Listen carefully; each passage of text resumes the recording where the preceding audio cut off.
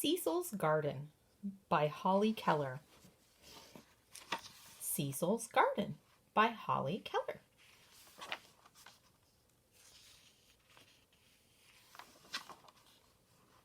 Cecil opened his eyes and jumped out of bed.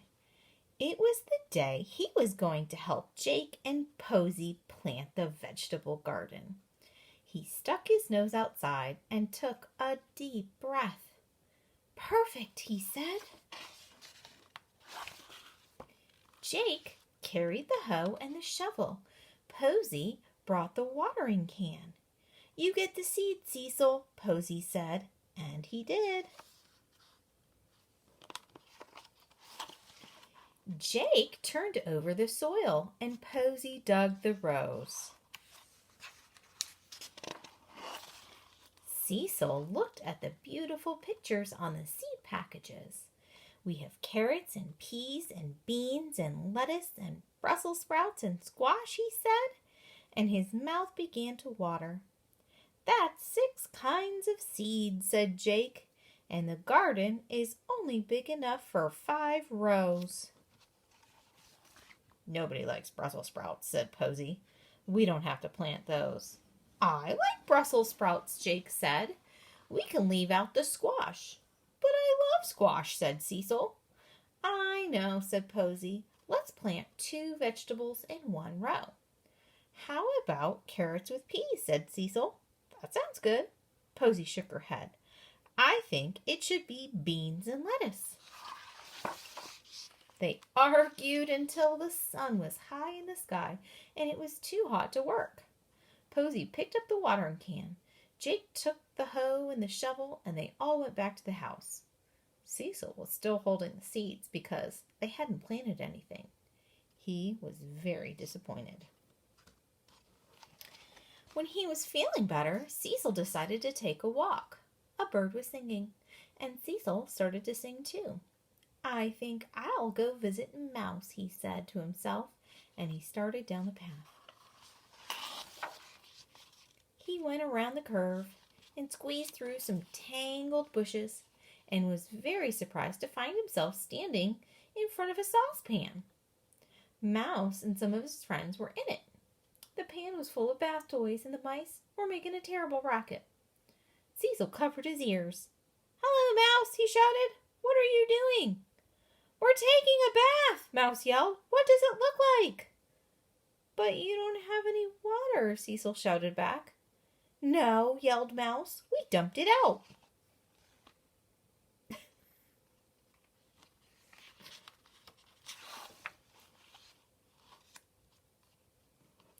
Cecil giggled.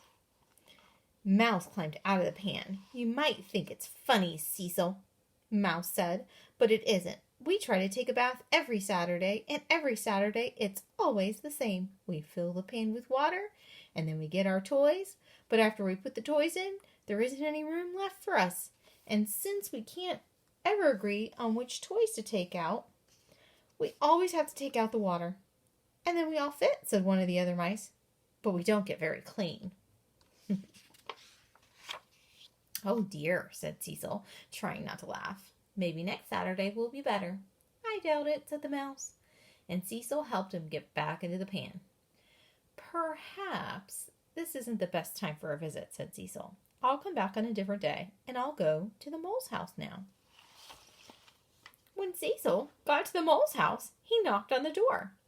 There wasn't any answer, so he opened the door a crack and peeked in. It was dark inside, and the mole family were still in their pajamas. Angus was standing in front of a clock, and he was peering at it intently. "Hello, Angus," Cecil said in a loudish whisper. "Why are you still in your pajamas on such a nice morning?" Angus jumped because he hadn't seen Cecil. "Is it morning?" Angus asked. "Yes," said Cecil. "Well, no," he corrected himself. "It's really almost lunchtime." "I was sure that it was time to get up," Angus said, "but it's too dark in here to see the clock."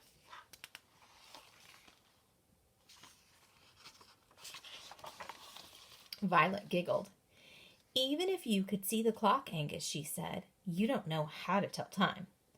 "I don't need to tell time, Angus protested. I always know in my bones when it's time to get up. Well, I always know in my bones when it's time to go back to bed, she said, and she pulled the blanket up to her nose. Maybe we should eat breakfast, said Margaret, because she was hungry. There's no point in eating breakfast if it's time for lunch, said Angus.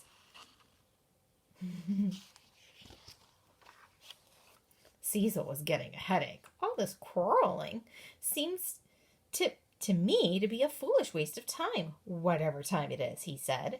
It is a waste of time, said Violet from under the covers, but we're not in a hurry, so we have plenty.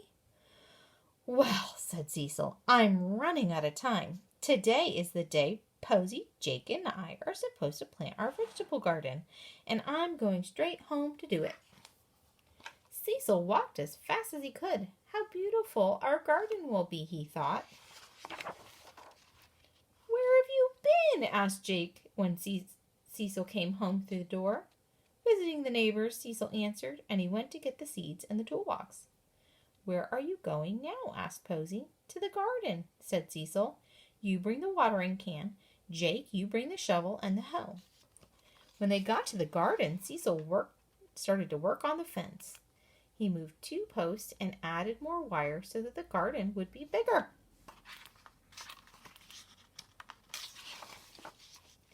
There, he said when he was finished. Now we have room for everything. There is nothing to quarrel about, and we don't have to waste another minute. Posy and Jake agreed it was a very good solution. They planted seeds until the sun was setting pink and orange over the meadow.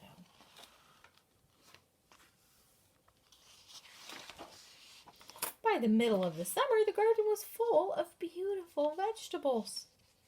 Look how beautiful they are. Cecil made a pot of savory stew and invited the mice and the moles to lunch. Mouse wrote a note saying that they were really too dirty to come to a party, and the moles sent regrets because they just couldn't find the time.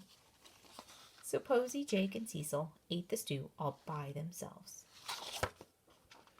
And it was very good.